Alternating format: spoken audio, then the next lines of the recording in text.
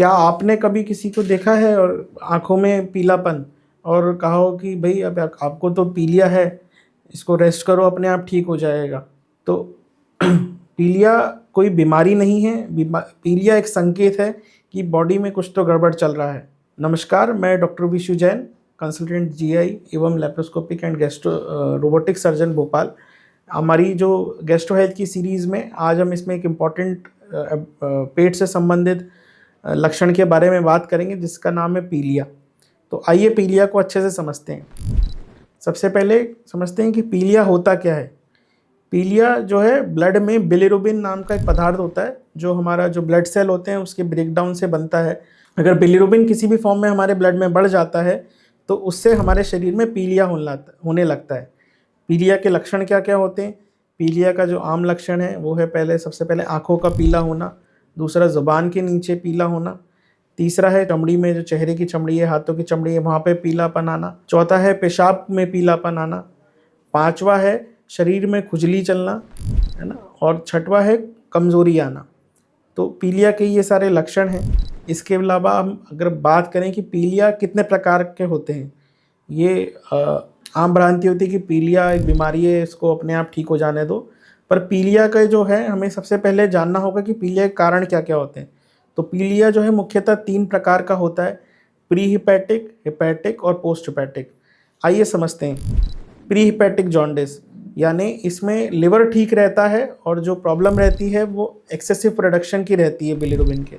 तो बिलिरुबिन का जो एक्स्ट्रा प्रोडक्शन है वो क्यों हो रहा है?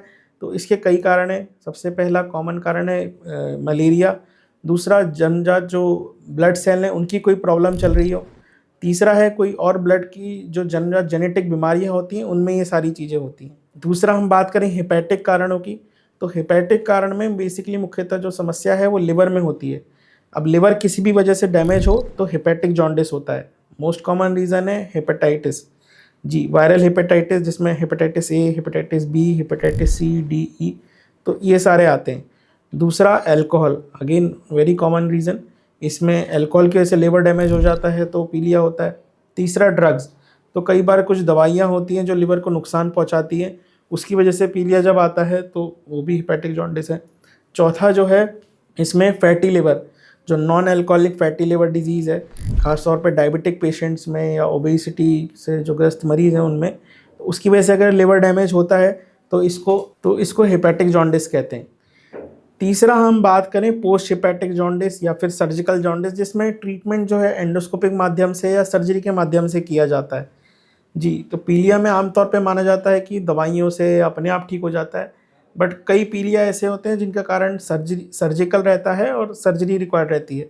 अब इसके बारे में हम बात करें आगे कि इसका डायग्नोसिस कैसे होता है। तो जॉन्डिस का टेस्ट जो है कि आपके जो कारण हैं उसके हिसाब से एवेल्युएट किया जाता है कि पेशेंट को जॉन्डिस किस लेवल पे है, और उस हिसाब से ब्लड टेस्ट, अगर वायरल हेपेटाइटिस लग रहा है तो ब्लड के वायरल टेस्ट किए जाते हैं।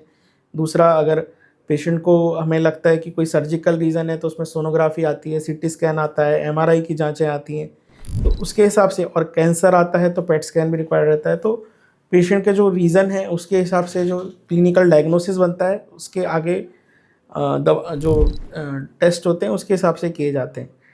ट्रीटमेंट की बात करें तो ट्रीटमेंट में पेशेंट का अगेन जॉन्डिस के कारण पे, अगर जैसे हमने प्री हेपेटिक बात करें, मलेरिया कारण है तो हम मलेरिया को ठीक करेंगे तो जॉन्डिस अपने आप ठीक हो जाएगा। अगर वायरल हेपेटाइटिस है तो वायरल हेपेटाइटिस की दवाइयाँ देंगे, उससे ठीक हो जाएगा। अगर पेशेंट को कोई ड्रग से रिलेटेड जॉन्डिस हो रहा है तो वो ड्रग को बंद करके देखा जाएगा, खासतौर पे टीबी की दवाइयों से कई बार होता है। तो पीलिया को लेके काफ़ी आम भ्रांतियाँ हैं कि पीलिया जो है अपने आप ठीक हो जाता है, झाड़ फूँक करा लो और कुछ नहीं करो, घर पे रेस्ट कराओ, और इस तरह से अगर पीलिया को कई बार नज़रअंदाज किया जाता है। पर पीलिया जो है ये निशानी है कि बॉडी में कुछ ना कुछ गड़बड़ चल रहा है और इसका इवैल्यूएशन होना चाहिए जिससे इसका कारण पता चल सके और उसको उसके हिसाब से ट्रीटमेंट किया जा सके। पीलिया के बारे में हम अगर बात करें कि सर्जरी की रिक्वायरमेंट कब रहती है, तो एक अलग पहचान है इसकी। इसमें यह है कि पेशेंट को पीलिया के साथ में कुछ अन्य सिम्टम्स हो, जैसे पीलिया के साथ में पेशेंट को खुजाल चल रही हो पूरे शरीर में, पीलिया के साथ में वज़न कम हो रहा हो, पीलिया के साथ में बुखार आ रहा हो, पीलिया के साथ में पेट दर्द हो रहा हो, तो ऐसे पेशेंट्स में जो है पीलिया के साथ साथ जो है कोई सर्जिकल रीज़न जुड़ा हो सकता है और इसका तुरंत इवैल्यूएशन किया जाना चाहिए, क्योंकि अगर टाइमली इवैल्यूएशन ना हो तो ट्रीटमेंट में डिले हो जाता है और पेशेंट के लिए जानलेवा हो सकता है।